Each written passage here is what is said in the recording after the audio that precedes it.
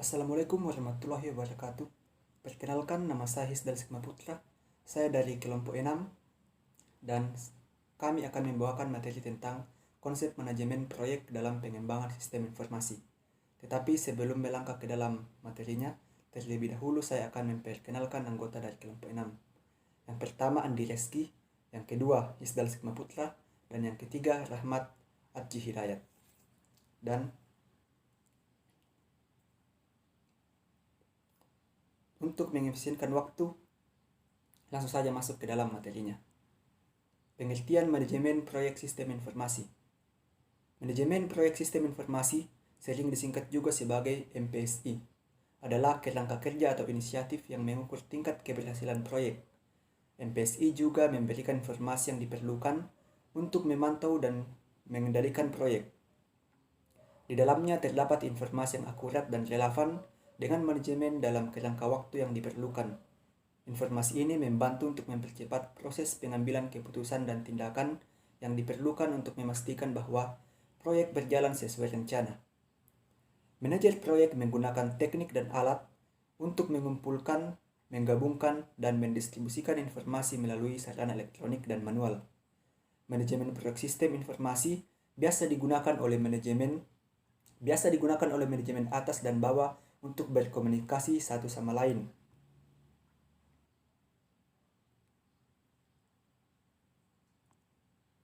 Selanjutnya, contoh proyek sistem informasi. Proyek sistem informasi di sini mencakup sebagian atau keseluruhan dari rangkaian aktivitas rekayasa pembangunan sistem informasi, di mana komponen yang termasuk sistem informasi meliputi infrastruktur hardware, software, dan ketersediaan sumber daya manusia. Bidang teknologi informasi. Contoh proyek sistem informasi diantaranya proyek sistem informasi untuk mendukung pelaksanaan pemilu, proyek penjualan elektronika, sebuah kampus meningkatkan infrastruktur teknologinya untuk menyediakan akses internet wireless, dan suatu perusahaan memutuskan untuk menggunakan VoIP sistem dan bagaimana implementasinya nanti. Manfaat manajemen proyek sistem informasi. MPSI memungkinkan tim proyek untuk menentukan berbagai hal seperti waktu, uang, sumber daya, dan melihat apakah mereka dapat menemukan alasan mengapa ini terjadi. Tim harus bisa melacak status dari setiap bagian dari proyek dan menilai pekerjaan yang selesai dan pekerjaan yang masih harus dilakukan.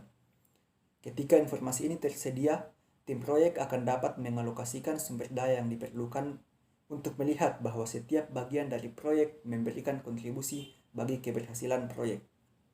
Selain itu, MPSI dapat membantu para pemimpin proyek untuk menilai dampak pada proyek dari risiko masa depan yang disebabkan oleh waktu dan biaya berlebih, dan juga untuk memastikan bahwa kualitas proyek tidak buruk.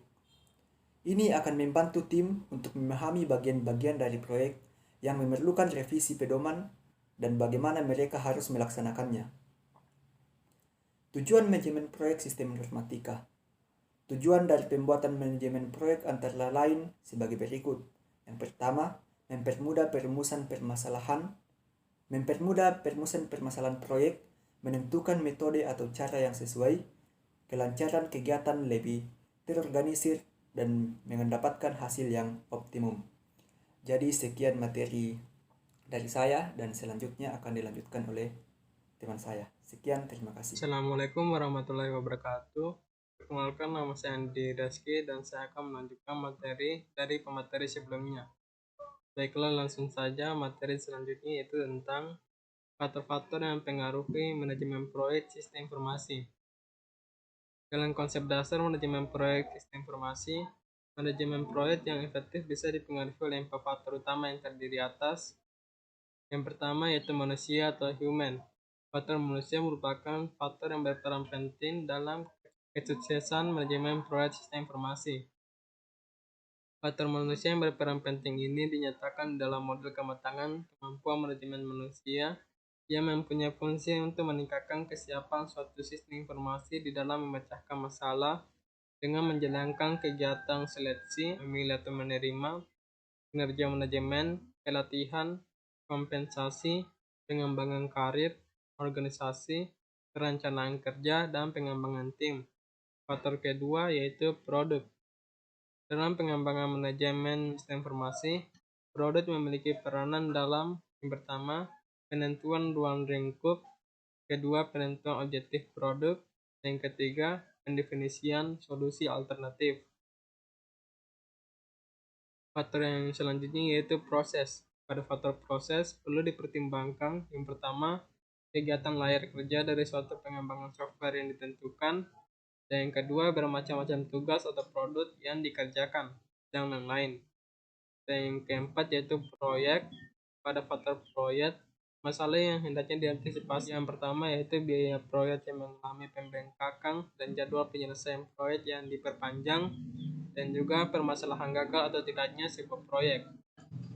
Selanjutnya itu tentang faktor-faktor kegagalan dan keberhasilan sebuah proyek. Faktor-faktor kegagalan sebuah proyek yaitu yang pertama, karena spesifikasi yang tidak jelas, yang kedua, perubahan dalam batasan sistem, ketiga, perencanaan yang buruk, keempat, kurangnya menguasai seni manajemen proyek, kelima, dokumentasi yang sangat minim, keenam, komunikasi yang kurang baik, ketujuh, kualitas yang rendah dan performa yang minim, dan yang ke-8, tidak cukup sumber daya. Sedangkan faktor-faktor keberhasilan sebuah proyek yaitu yang pertama, monitoring dan pengontrolan terhadap jadwal proyek, anggaran proyek, kualitas proyek, dan risiko dalam proyek. Kedua, mengintegrasikan atau memadukan perangkat dan metode manajemen proyek untuk tujuan peningkatan produktivitas kinerja tim dan komunikasi. Dan yang ketiga, komitmen manajemen. Selanjutnya, tahapan-tahapan manajemen proyek sistem informasi. Tahapan-tahapan manajemen proyek sistem informasi yaitu yang pertama, rencana atau planning. Fase perencanaan merupakan tahapan pertama di mana harus memahami alasan utama tujuan dibangunnya sistem. Selain itu, diperlukan analisa data dan melakukan observasi langsung kepada pengguna. Dengan cara tersebut diharapkan dapat menentukan pengembangan apa yang terbaik untuk sistem pengguna. Kedua, analisis. Fase analisis merupakan tahapan kedua di mana terjadinya proses investigasi atau penyelidikan terhadap sistem yang sedang dikerjakan, dengan tujuan mengetahui bagaimana pengguna menggunakan sistem, bagaimana sistem bekerja, dan berapa lama sistem dapat digunakan oleh pengguna. Yang ketiga yaitu desain. Fase perencanaan merupakan tahapan ketiga di mana perencanaan dan menentukan kerja sistem mulai dilakukan, seperti desain arsitektur, interface design, desain program, membuat skema pada database, dan spesifikasi file. Proses ketiga ini akan menghasilkan spesifikasi pada sistem. Tahap yang keempat, implementasi. Fase implementasi merupakan tahapan keempat di mana rancangan-rancangan dari segala tahap sebelumnya diimplementasikan dan dilakukannya percobaan pengujian pada sistem, rencana dukungan sistem, dan juga instalasi sistem. Selain hal tersebut, implementasi dapat juga dikatakan sebagai proses mengganti atau merubah sistem yang lama menjadi sistem yang baru, analisis. Dan yang terakhir yaitu uji coba atau testing dan maintenance. Fase pemeliharaan merupakan tahapan kelima di mana biasanya dilakukan oleh user atau admin yang ditunjuk untuk menjaga sistem yang tetap dapat beroperasi secara baik dan tetap menjamin bahwa sistem dapat terus berfungsi secara optimal dan normal. Dengan demikian diharapkan sistem dapat menunjukkan kemampuan dalam kebutuhan yang diinginkan oleh penggunanya. Mungkin itulah yang dapat saya sampaikan. Lebih kurangnya mohon dimaafkan. Wassalamualaikum warahmatullahi wabarakatuh. Jadi, kesimpulan dari materi kami adalah manajemen proyek sistem informasi adalah kerangka kerja atau inisiatif yang mengukur tingkat keberhasilan proyek. Di dalamnya terdapat informasi yang akurat dan relevan dengan manajemen dalam kerangka waktu yang diperlukan. Informasi ini membantu untuk mempercepat proses pengambilan keputusan dan tindakan yang diperlukan untuk memastikan bahwa proyek berjalan sesuai rencana. Demikian pemaparan materi dari kelompok kami. Kurang dan lebihnya mohon dimaafkan. Wassalamualaikum warahmatullahi wabarakatuh.